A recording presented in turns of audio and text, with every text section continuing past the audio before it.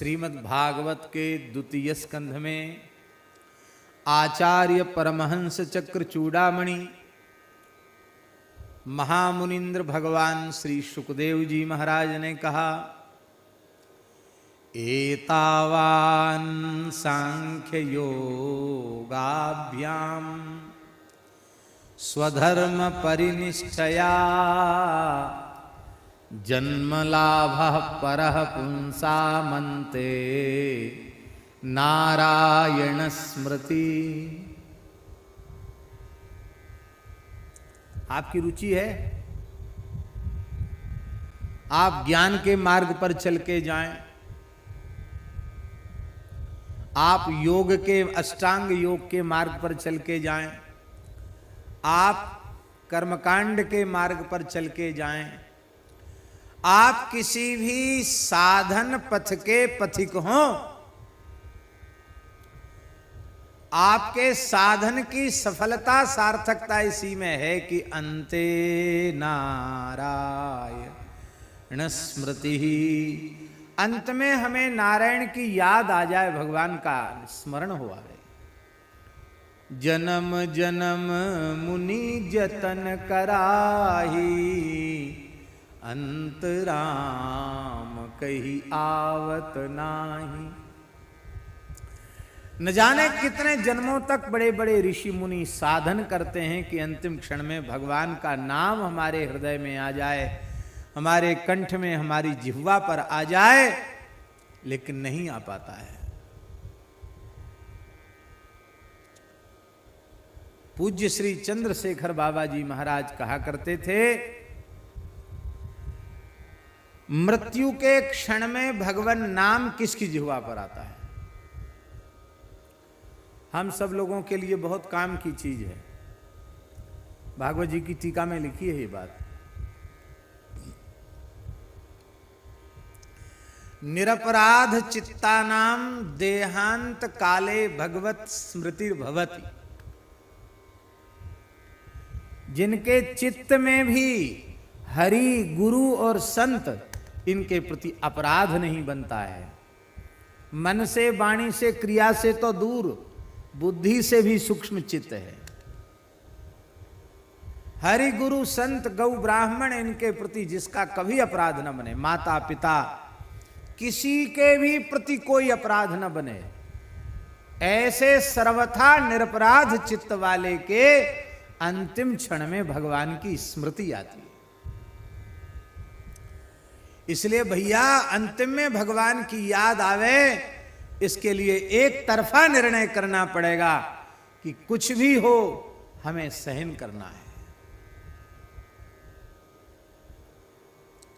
हमें कोई पीड़ित करता है तो हम समझ लें हमारे किसी प्रारब्ध का फल हमें मिल रहा है, हमने भी इस व्यक्ति को पीड़ा पहुंचाई होगी, और अच्छा है, हिसाब किताब चुकती हो रहा है, अब नया कर्म का खाता प्रतिशोध की बदला लेकर हमको नहीं खोलना है। यदि ईमानदारी से इसी जन्म में कल्याण चाहते हो तो, और नहीं तो पर तो ठीक है, सठे साठ्यम समाचरेत। ईंट का जवाब पत्थर से देंगे, देते रहो जवाब। कितने जन्म बीत गए जवाब देते देते। ये जवाब देने लेने की परंपरा बंद हुई।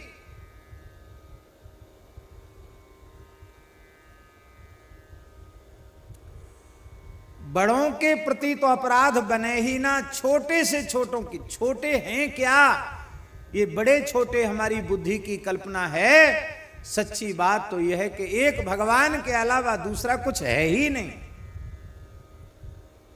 भगवान ब्रह्म, ये सारी सृष्टि भगवदात्मक है, ब्रह्मात्मक है, नारायणात्मक है, रामात्मक है, कृष्णात्मक है, जो भी आप कहो, सब कुछ भगवान है। किसी भी प्राणी का तिरस्कार भगवान का तिरस्कार है, किसी भी प्राणी का आदर भगवान का आदर है। हमसे अपराध न बने।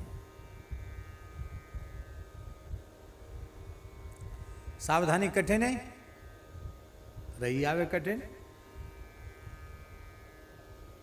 कठिन है, इसके लिए आप काम करना तो नहीं छोड़ते हो। संसार में बहुत से काम बहुत कठिन है, आप छोड़ देते हो क्या? जो माताएं रोटी बनाती हैं उनके लिए रोटी बनाना कठिन काम नहीं है, और जिसने कभी आटा तक न लगाया हो उसको रोटी बनाना कठिन काम है कि नहीं? हमारे पूज्य गुरुदेव पहाड़ी बाबा महाराज ने एक बार हमसे कहा, जाओ आटा लगा दो, तो हमने कभी रसोई बनाई नहीं, हमें अंदाजा नहीं था कि आटे में पानी कितना पड़ता है, तो हमने अधिक पानी डाल दिया। तो महाराज जी आए, बोले, श्रीमान जी रोटी का आटा लगाया है कि मालपुआ का? तो हमने कहा रोटी। बोले ये इतने पतले, ये हिल डुल रहा है आटा, इसकी रोटी बनेगी? श्रीमान जी और डालो आटा, और डालो आटा, मगर कम दुगना आटा डल गया तब जाके वो ठीक ठाक भया आटा। फिर हंसकर बोलते हैं, जाओ भजन करो, विद्यार्थी आए हों तो उनको पढ़ा दो, ये तुम्हारा काम नहीं है। अब हमारे लिए तो कठिन काम, रोटी बेलें तो कहो उत्तर प्रदेश का नक्शा बन जाए, कहो मध्य प्रदेश का बन जाए, कहो गुजरात राजस्थान का नक्शा बन जाए, हैं, कहो श्रीलंका का नक्शा बन जाए,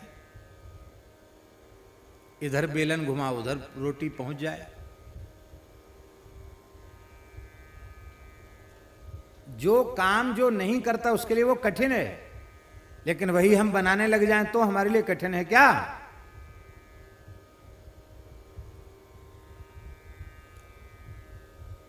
विद्यार्थी पढ़ने आते हैं, सबसे पहले उनको नत्वा सरस्वतीम देवीम मंगलाचरण रटा करके और माहेश्वर 14 सूत्र रटाए जाते हैं। तो जो बेचारे गांव से आते हैं, छोटे छोटे बच्चे आते हैं, वो तो पहले ही बार में घबरा जाते हैं कि ये क्या है भैया, हैं? 14 सूत्र भी ठीक से बोलने में उनको कठिनाई होती है। और जब वे ही पढ़ने लग जाते हैं, धीरे धीरे उनको रस आने लग जाता है, कंठस्थ होने लग जाता है, तो फिर वो थमते ही नहीं हैं। फिर नव्य पूरा पढ़ डालेंगे, प्राच्य भी पढ़ेंगे, महाभाष्य भी पढ़ेंगे, और अपना जीवन ही व्याकरण के लिए समर्पित कर देंगे। ऐसे बड़े बड़े विद्वान हमारे भारतवर्ष में भये हैं और आज भी हैं।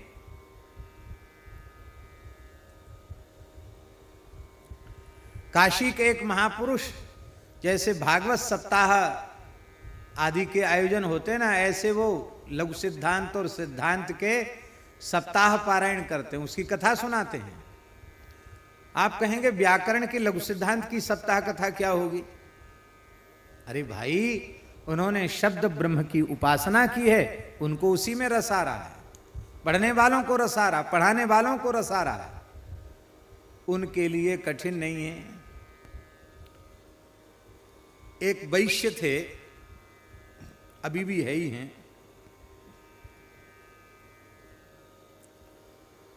तो अध्यापक थे, वो मास्टर थे, तो हमको भी कुछ दिन पढ़ाया था उन्होंने। और मैथमेटिक्स गणित विषय से बीएससी एमएससी उन्होंने किया हुआ था। तो इधर अंग्रेजी वाली पढ़ाई में गणित की पढ़ाई को थोड़ा कठिन माना जाता है, कठिन माना जाता है कि नहीं? उनको प्रेरणा हुई कि हम इधर संस्कृत से बीए एमए और कर लें तो अच्छा हो जाएगा। तो वो बीए में संस्कृत, उन्होंने एक नए विषय से बीए करना चाहा, संस्कृत ली उन्होंने, अध्यापक तो थे ही, तो उसमें कुछ व्याकरण का विषय भी आता है। तो हमसे बोले हमको पढ़ा दीजिए व्याकरण, आप तो पढ़ते हैं। हमने कहा ठीक, पढ़ा देते हैं। तो उनको पढ़ाने लगे तो उनको बड़ा कठिन लगा। अरे बोले, हम तो सोचते थे कि हम गणित वाले हैं, हमारे लिए व्याकरण क्या, ग्रामर ही तो है, कोई कठिन नहीं है। लेकिन बोले हमारी मैथमेटिक्स की तो चरण धूल भी नहीं, ये मैथमेटिक्स तो आपके संस्कृत व्याकरण शास्त्र की चरण धूल भी नहीं है। बोले महाराज ये तो बहुत कठिन है। हमने कहा कठिन नहीं है। अब वो फिर पढ़ने लगे तो बुद्धिमान तो थे ही, समझ में आने लग गया। और सर्वोत्तम अंक से जब वो टॉप हुए, उत्तीर्ण हुए, तो बड़े प्रसन्न हुए। अरे बोले ये तो बहुत बढ़िया चीज है, बहुत बढ़िया रस आता है इसमें। अभी तक हमें पता ही नहीं चलता था कि हम शुद्ध बोल रहे हैं कि अशुद्ध बोल रहे हैं। अब तो भी बहुत अच्छी भाषा है। कहने का आशय यह है कि जो भी कोई काम आप करना चाहते हैं उसका अभ्यास आपको नहीं, तो आपके लिए वो कठिन है। लेकिन आप लग जाएं तो कठिन नहीं है। कोई काम कठिन नहीं है।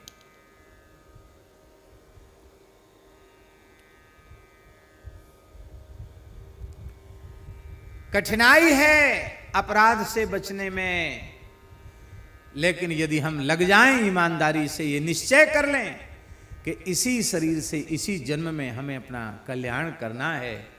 बहुत भटक चुके, अब नहीं भटकना है, अब तो राम जी के चरणों में पहुंचना ही है। ऐसा निश्चय यदि आपने कर लिया है तो लाख प्रतिकूल परिस्थितियां आपके जीवन में आवें, आपके द्वारा कभी किसी प्राणी के प्रति भूल कर भी अपराध नहीं बनेगा। प्रहलाद जी से अपराध बना? बोलो। प्रहलाद जी को जितना सताया गया, ऐसा कोई इतिहास आपने सुना इतना सताया गया हो किसी भक्त को आज तक? लेकिन प्रहलाद जी से कोई अपराध नहीं बना। क्यों अपराध नहीं बना? क्योंकि वे निश्चय कर चुके हैं कि जीवन का फल केवल और केवल भगवत प्रेम की प्राप्ति है। नालम द्विजत्वम देवत्वम ऋषित्वम वा सुरात्मजा प्रीणनाय मुकुंदस्य न वृत्तम न बहुज्ञता प्रीयते मलया भक्त्या हरिरन्यद विडम्बनम। भक्ति के महात्म्य को समझ चुके हैं, ये बात पक्की कर चुके हैं कि अब हमें भटकना नहीं है, इसी जन्म में अपना परम कल्याण करना है। यही कारण है कि उनसे अपराध नहीं बनता है। अपराध से बचना चाहिए। तो जो निरपराध चित्त हैं उनको देहांत के क्षण में भगवान के नाम की स्मृति होती है, और नहीं तो साधन करते रहो, भगवान की स्मृति ऐन मौके पर भूल जाएगी। परम श्रद्धे जगतगुरु शंकराचार्य श्री स्वामी निश्चलानंद सरस्वती जी महाराज, पुरी पीठाधीश्वर, उनके मुखारविंद से एक घटना हमने सुनी। वे जब यति रूप में विचर रहे थे तो एक वैश्य के यहां गए। वो पूज्य स्वामी करपात्री जी के बड़े अनन्य भक्त थे, और संयोग की बात है उस समय जिन वैश्य के यहां वे गए, वे मृत्यु शैया पर पड़े थे, अंतिम श्वास गिन रहे थे, बेहोशी में थे, ऊर्ध्व श्वास चल रही थी। थोड़ा सा होश आया, गले में कुछ कफ अटका था, उसको दबा देकर बाहर किया गया। थोड़ा होश आया तो बच्चे तो ये समझ गए थे, डॉक्टर वैद्य ने भी बता दिया था कि अब ये बचेंगे नहीं। तो बच्चे भी भक्त थे, आस्तिक थे। बालकों ने, पुत्रों ने कहा कि पिताजी बस अब तो राम राम बोलो, राम राम कहो, राम राम कहो। वे कोशिश बहुत किए राम नाम बोलने की, पर राम नाम बोला नहीं। एक नया शब्द उनके मुंह से निकलने लग गया, Coca Cola, Coca Cola, Coca Cola, Coca Cola, ये निकलने लग गया उनके मुंह से। जबकि वे स्वयं इतने पवित्र व्यक्ति थे कि जीवन में नल का पानी नहीं पिया उन्होंने, कोको कोला तो पिएंगे कहां से। पर पता नहीं कौन सा पाप आड़े आ गया, मुंह से निकलने लग गया Coca Cola, Coca Cola, Coca Cola, Coca Cola. लड़के सब घबरा गए। स्वामी जी उनके घर में ही थे। बोले स्वामी जी क्या करें, अंतिम इच्छा सबकी पूरी करनी चाहिए, क्या कोको कोला के 2 ढक्कन पिलावें, इनको मुंह में डालें? अरे बोले राम राम ये करना, घर में शालिग्राम भगवान हैं, गंगा जल में स्नान कराओ, चरणामृत दो इनको तुरंत। महाराज जी जैसे ही मुख में चरणामृत गया कि वो जो अपशब्द निकल रहा था वो निकलना बंद हो गया और उनकी वेदना ठीक हो गई और वे भगवान का नाम बोल सके। राम राम कहकर तब उन्होंने देह त्याग किया। यह है संत की उपस्थिति की महिमा। तो हम ऐसा अपने मन में मानते हैं कि एक महान संत सौभाग्य से अंतिम क्षण में आ गए, उनकी नजर पड़ गई और उन्होंने भगवत चरणामृत दिलवा दिया, गंगाजल मुख में पहुंच गया, तुलसी दल पहुंच गया। इससे वो प्रतिबंधक हट गया, पाप हट गया और राम जी की याद आ गई। पहले रोडवेज की बसों में ड्राइवर सीट के ऊपर लिखा रहता था। अब तो बहुत समय से यात्रा की नहीं रोडवेज बस में, तो अब लिखा रहता है कि नहीं पता नहीं, सावधानी हटी कि दुर्घटना घटी, ऐसा लिखा रहता था। हम वृंदावन से गिरिराज जी जाते थे महाराज जी के साथ रोडवेज बस में बैठ के, तो सीट ड्राइवर सीट के ऊपर वो जरूर पढ़ते थे, सावधानी हटी कि दुर्घटना घटी। वो केवल ड्राइवर के लिए वाक्य नहीं है, हम सब के लिए वो वाक्य है। जीवन में यदि सावधानी हटी तो दुर्घटना घट जाएगी, ये मनुष्य जन्म आपका व्यर्थ चला जाएगा।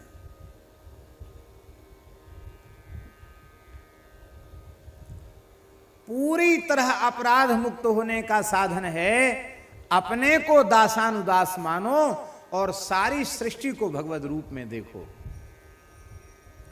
सर्वोत्तम साधन ये।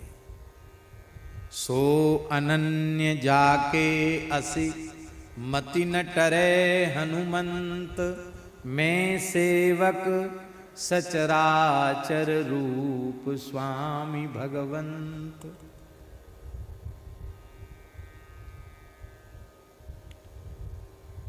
करेंगे खूब अपराध, बिल से बिल्कुल नहीं बचेंगे, गालियां बकने लग जाएंगे। कहो ब्राह्मण को गाली दे दें, संत को दे दें, मौका पड़े तो कहो गुरु को भी न छोड़ें, और कहेंगे कि अब हमारा कल्याण हो जाए। भैया कहां से कल्याण हो जाएगा? तुम अपने जीवन में स्वयं सावधान नहीं हो।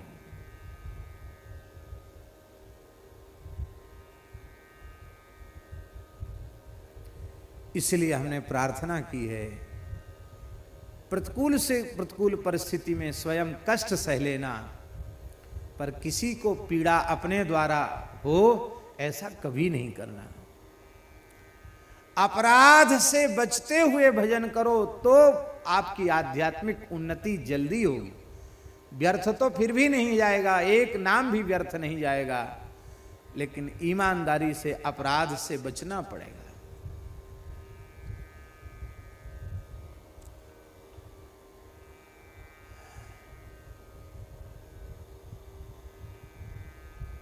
अपराध बहुत भयंकर होता है।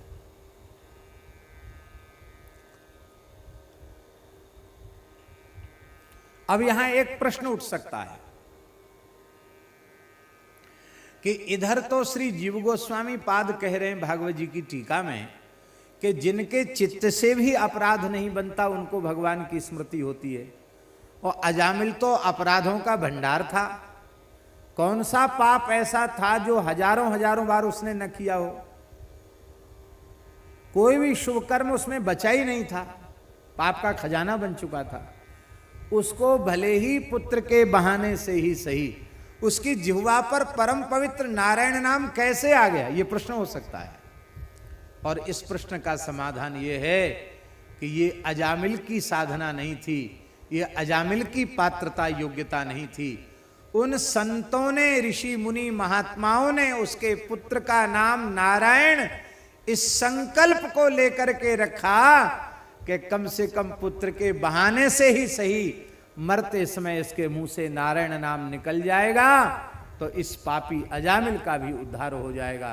तो संतों ने संकल्प किया था उसके कल्याण का, संतों ने संकल्प किया था कि भगवान नाम इसकी जिह्वा से निकले, इसलिए उसकी जिह्वा से नाम निकल गया। दूसरा साधन ये भी है, भगवान के भक्त संत महापुरुष तुम्हारे कल्याण का स्वयं संकल्प कर लें तो हो जाएगा, नहीं तो कठिन है।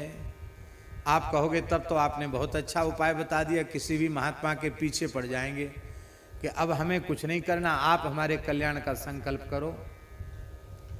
और वो पिंड छुटाने के लिए कह दें कि चलो ठीक है कर लिया संकल्प, तो भी कुछ नहीं होगा। ये कहने सुनने की बात नहीं है, अपनी ओर से उनके मन में भगवान प्रेरणा करें तो। पीछे पड़ के आशीर्वाद नहीं लिया जाता, वो तो भीतर से निकलता है तब सफल होता है।